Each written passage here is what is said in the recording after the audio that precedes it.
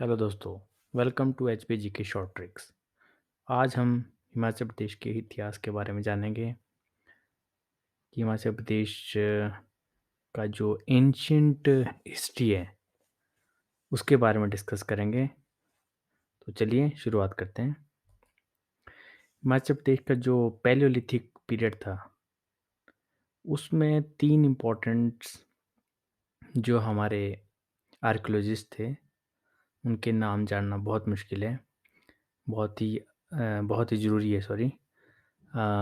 सबसे पहला है जी 1951 1951 में सिरसा रिवर, सिरसा नदी के किनारे जो वो पूरा पाषाण काल के जो पत्थर मिले हैं, वो किसने खोज की है? आपके ओलाफ प्रोफोर ने। ठीक है, ओलाफ प्रोफोर ने 19 और इसके बाद 1955 में बीबी लाल ने आदि सोहन के 32 स्टोन्स, जो पत्थर हैं, तराशे हुए पत्थर, उसकी खोज की थी। और 1974 में आपके जीसी महापात्रा ने मारकंडा नदी के किनारे आपके स्टोन्स जो आदि मानव काल के थे, वो उसकी खोज की थी। मारकंडा नदी कहाँ है? आपके सिरमौर में। ठीक है, तो प्री हिस्ट्री कैसी थी आपकी? मतलब कबीले में रहते थे लोग, सिर्फ अपने खाना और कृषि पशुपालन यही इम्पोर्टेंट थी। ठीक है, तो हिमाचल में भी ऐसी ही होगी आपकी। तो इसमें क्या क्या है आपका? तो सबसे पहले हम सिंधु सभ्यता और हिमाचल के बारे में जानते हैं कि सिंधु सभ्यता का क्या असर हिमाचल पर पड़ा। सिंधु सभ्यता में पहले जो थे आपके कोल जाति रहती थी। ठीक है, कोल के बाद आपके कोल को और क्या कहते हैं? मुंडा। ठीक है, मुंडा जाति प्रजाति। ठीक है, इनका जो राजा था वो है शांबर, जिसने हिमाचल में 99 किले बनाए थे, 99 फोर्ट्स बनाए थे। और कोल के बाद जो दूसरी जनजाति यहाँ आई हिमाचल में, वो है आपका किरात। ठीक है, किरात पहले कोल थे, हिमाचल में आए, जिनको यहाँ की स्थायी जनजाति भी कहा जाता है। फिर इसके बाद आपके किरात आए। इसमें ऋषि वशिष्ठ ने इनको शीशन देव भी कहा। ठीक है, ऋषि वशिष्ठ ने क्या कहा इनको? शीशन देव, क्योंकि ये शीशन देव शिव की पूजा करते थे, शिव के, ठीक है, मूर्ति की, जो शिवलिंग है उसकी।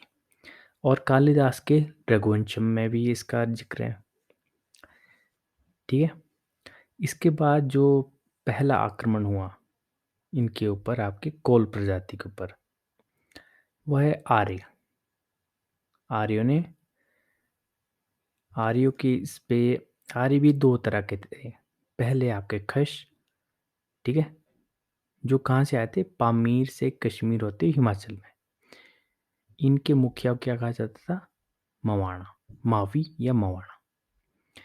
और दूसरे आर्य, उन्होंने आक्रमण किया था कोल के ऊपर। पहले वाले ने किया, दूसरे वाले आर्य ने, ध्यान रखना। उसमें क्या है? उसको भारतीय आर्य भी कहा जाता है। वो और वो आए किधर से थे? मध्य एशिया, हिंदू कुश और सिंधु घाटी होते हुए। इनका राजा कौन था? दिवोदास। ठीक है, और किससे युद्ध लड़ा? शांबर से। शांबर किसका राजा था? कोल जनजाति का। कितने सालों तक युद्ध लड़ा? 40 सालों तक, 40 वर्षों तक युद्ध था ये। ठीक है, इसमें कौन जीता? आपका दिवोदास, और शांबर को मार दिया। ठीक है, अब ये तो हो गया आपका सिंधु सभ्यता वाला। अब चलते हैं हम वैदिक काल में। वैदिक काल में जो आपका दिवोदास था, उसका बेटा का नाम था सुदास। ठीक है, सुदास आर्य था, और इसने युद्ध किसके साथ लड़ा? अनार्य। अनार्य कौन थे? आपके 10 राजाओं के साथ। सुदास का जो आपका गुरु थे, जो उनका नेतृत्व कर रहे थे उनका नाम क्या था? वशिष्ठ, ऋषि वशिष्ठ। और युद्ध कहाँ पर हुआ? रावी नदी के किनारे। और अनारे के ऋषि कौन थे? जो गुरु थे वो थे विश्वामित्र। ठीक है। और कौन जीते इसमें? सुदास। और 10 राजाओं को हरा दिया। इसके बाद जो साधु संतों का आगमन हिमाचल में हुआ, यह भी क्वेश्चन बहुत बार पूछा गया है। तो सिरमौर में आपके कौन कौन मिले हैं जो प्रमुख है? वो है आपके एक तो रेणुका, जो रेणुका झील भी बनी है वहाँ पर। उनके जो पति का नाम है वह है जमदग्नि ऋषि, और उनके बेटे का क्या नाम है? परशुराम। ठीक है। 3 चीज़ें हैं, रेणुका माता, जमदग्नि ऋषि और परशुराम। फिर आपके कुल्लू में कौन है? मणिकर्ण में वहाँ वशिष्ठ कुंड है, और किसके नाम से रखा गया? वो ऋषि वशिष्ठ के नाम से। फिर बिलासपुर में क्या है? व्यास गुफा, और किसके नाम से? व्यास ऋषि के नाम से। शिमला में जुब्बल क्षेत्र में क्या है? हाटकोटी में पांडवों के नाम से है। पांडवों ने वहाँ पर 5 मंदिर भी है पांडवों के। फिर मंडी में क्या है आपके? मांडव्य ऋषि के नाम से।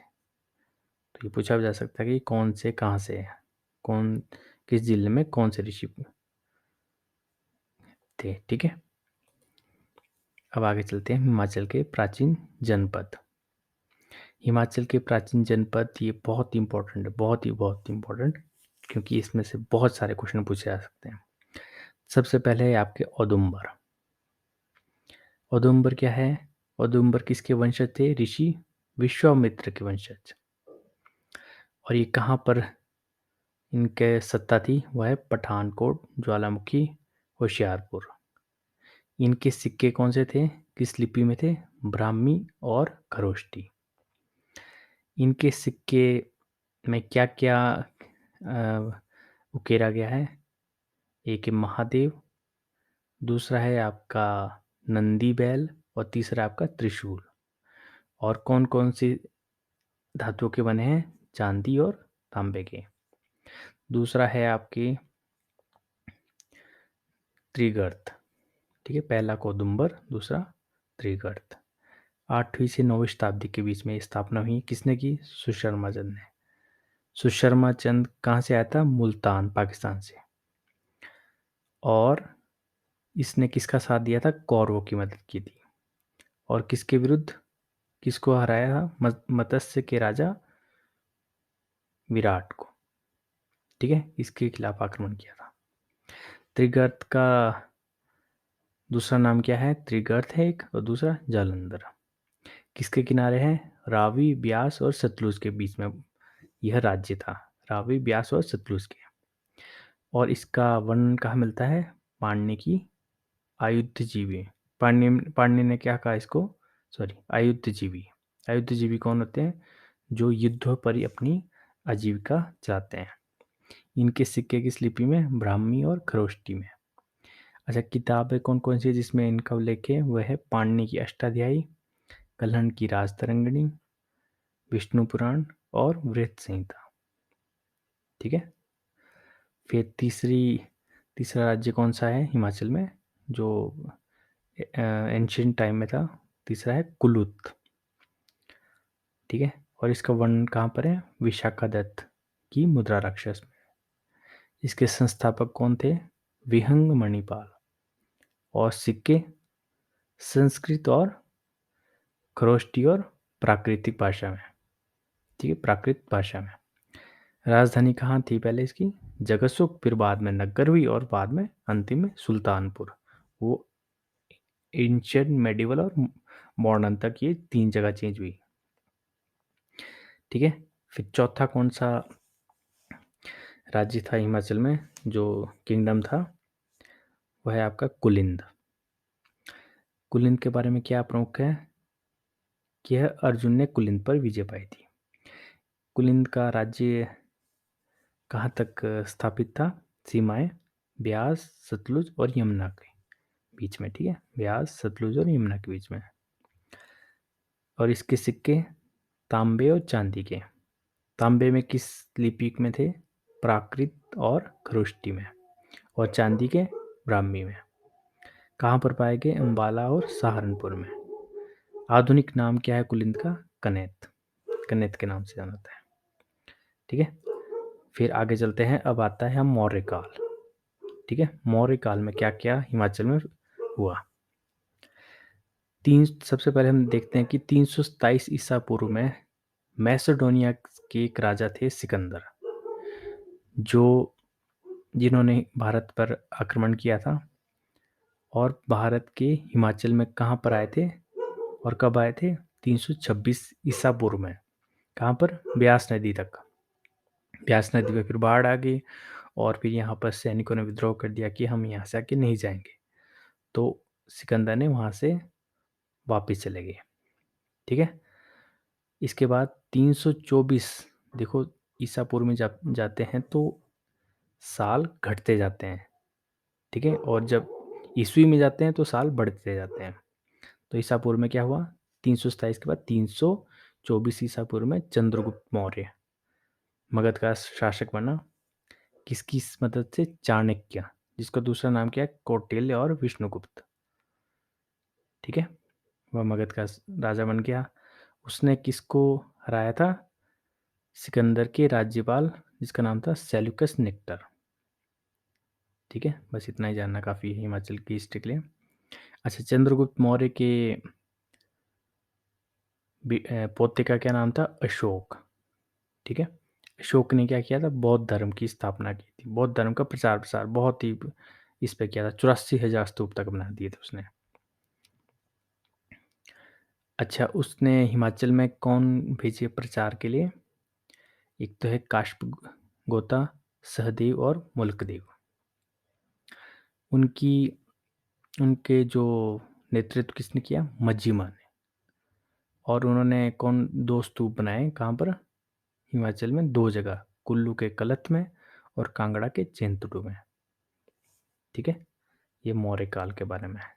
बस यही जानना जो सबसे इम्पोर्टेंट है। फिर आते हैं अब हम गुप्त काल व हिमाचल में। ठीक है, गुप्त काल का क्या प्रभाव रहा हिमाचल पर।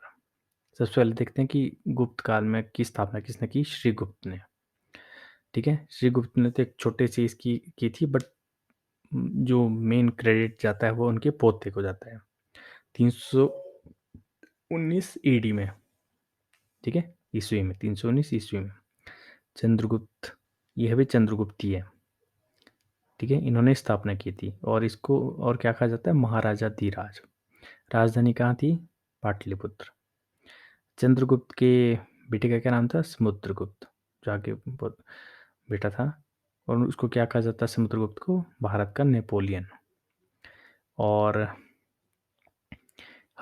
इसके काल में हरिसेन ने प्रयाग प्रशस्ति लिखी, जिसमें त्रिगर्त औदुंबर कुल्लू पर गुप्तों की विजय की गाथा लिखी है।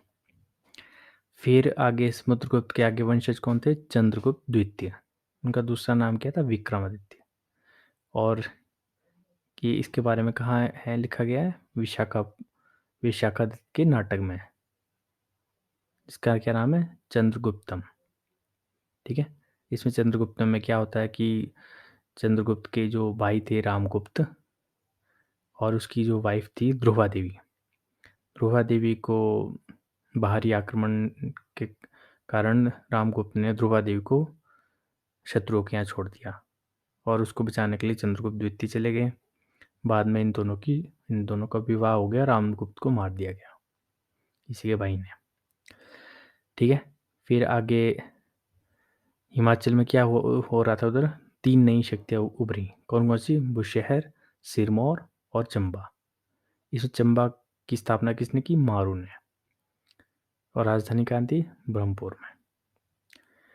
ठीक है, बस इतना ही काफ़ी है, बाकी हम धीरे-धीरे आगे जानते जाएँगे। अब आगे हूण आए उसके बाद। गुप्त काल का जब अंत हुआ फिर उसका हूण का प्रवेश हुआ। हूण कहाँ से आए थे? मध्य एशिया से। इसमें कौन था राजा? तोरमान शासक। ठीक है, जो गुज्जर जनजाति की स्थापना की थी। तोरमान का बेटा क्या नाम था? मिहिरकुल। और भारत का एटिलाव कहा जाता था। ठीक है? और बस यही इम्पोर्टेंट है। फिर इसके बाद आपके गुप्त साम्राज्य के बाद और हर्ष से पहले हिमाचल में जो था राणा और ठाकुरों में हिमाचल बँट गया था।